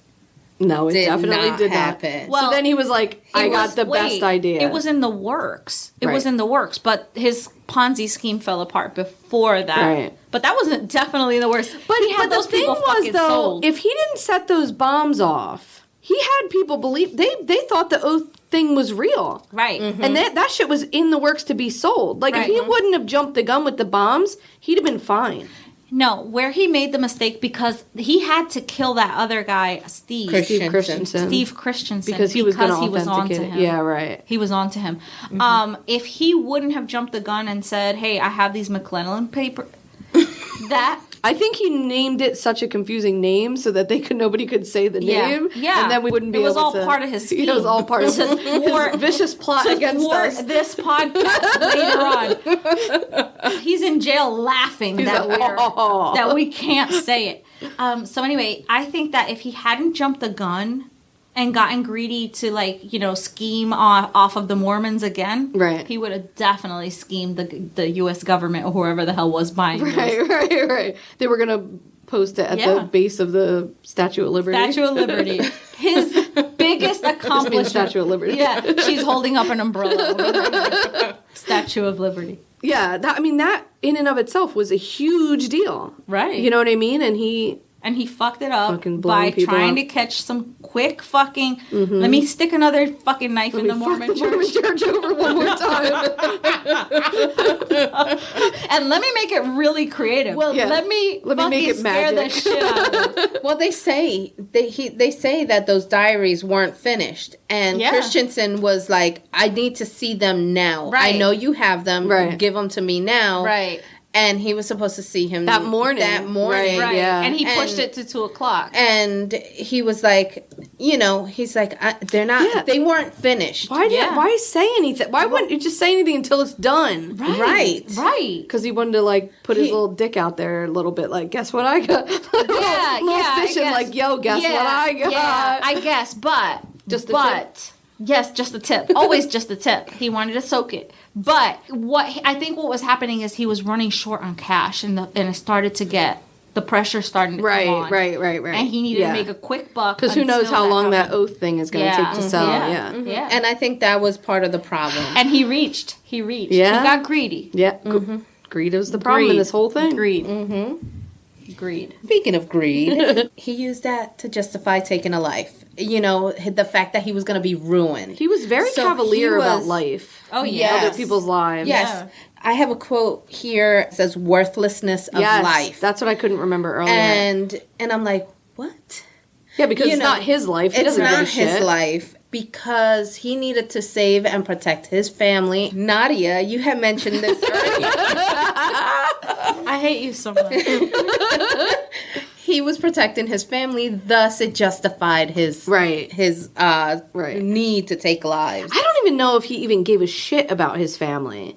Like, I think it was more about him getting caught and being, found out and embarrassed or, a failure or whatever the case was. Or not being able to, be yuppie and rich and fancy pants and hoity-toity. I don't even know that he gave a shit about those kids. Nah, he didn't. Or his wife, Nah. I doubt it. I doubt that he did. Gross. But she did divorce him.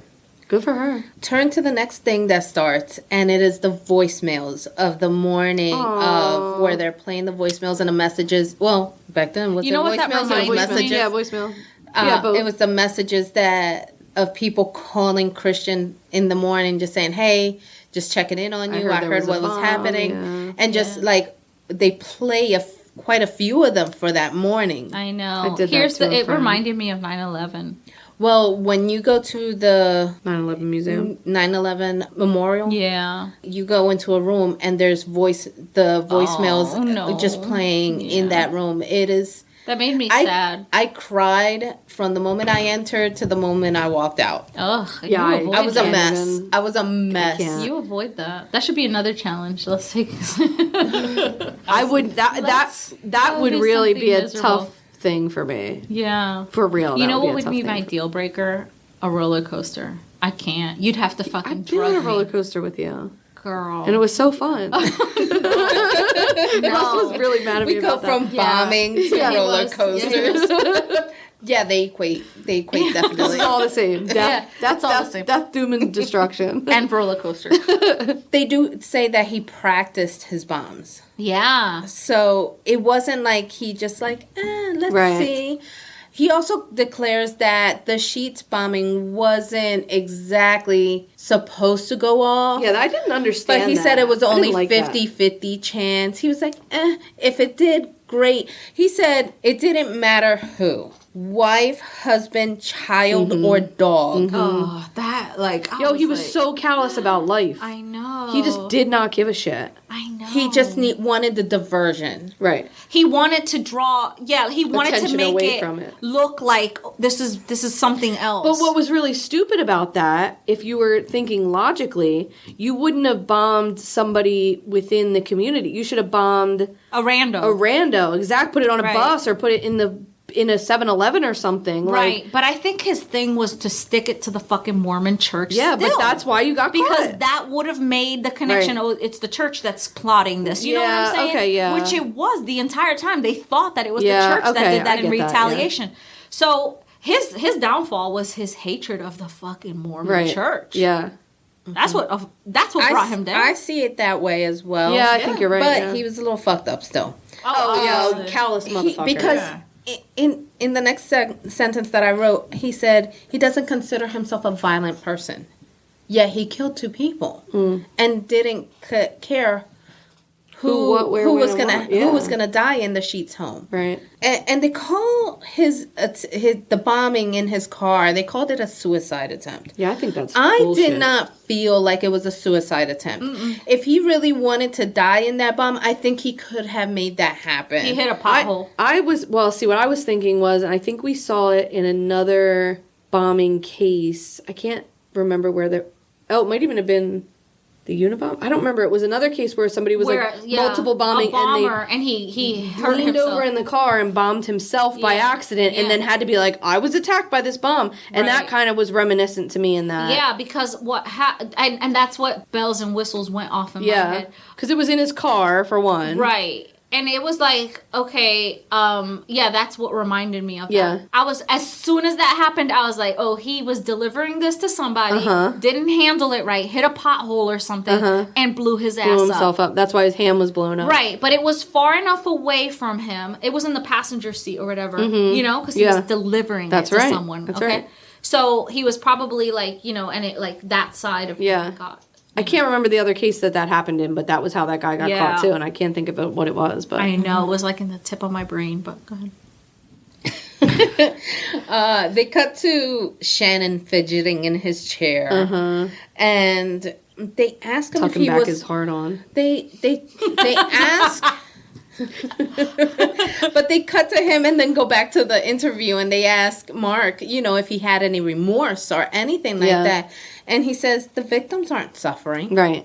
Yeah. And fucking I was like, cold-blooded, man. Nasty, bad. Yeah. And now they have the interview with Christiansen's wife, Terry. Right. And they start to ask her questions about how she feels about Mark. And she's like, I don't want to waste any thoughts on him. Right. And then they go over and talk to Brent, back to Brent. And this is where you see him crying. Or at the very least, he looks like he's upset, about to break down.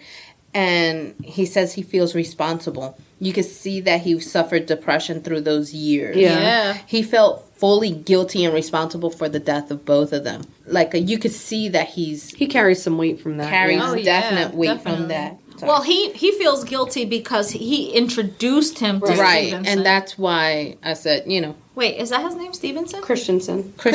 Steven is Steven Christensen. Steve Christensen. Yeah.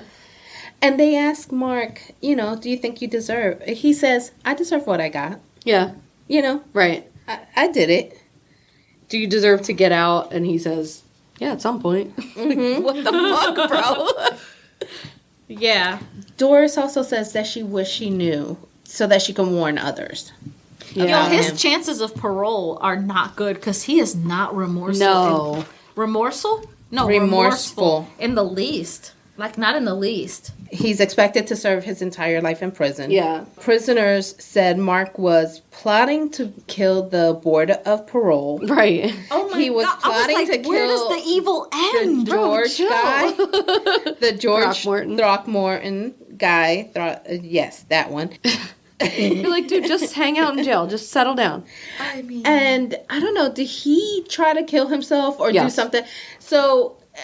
Oh, that's what I thought. And then they found him unconscious to the point that he was there in that position so long that his one arm went paralyzed. Yeah. The one he used for... And they say he'll never forge again. Yeah, right. He laid weirdly on his arm when he passed out for so long that I guess it cut the blood flow off. Right. And he lost use of his hand. And he blew the fingers off his other hand. So, like... So, it's like, yeah. He's good, yeah. I don't think we have to worry about forgery from him. Yeah, but he could... plot to have other people killed. Yeah, right. So we go back to Shannon and he says, they ask him that question that we started off with. Right. And his response is circle. And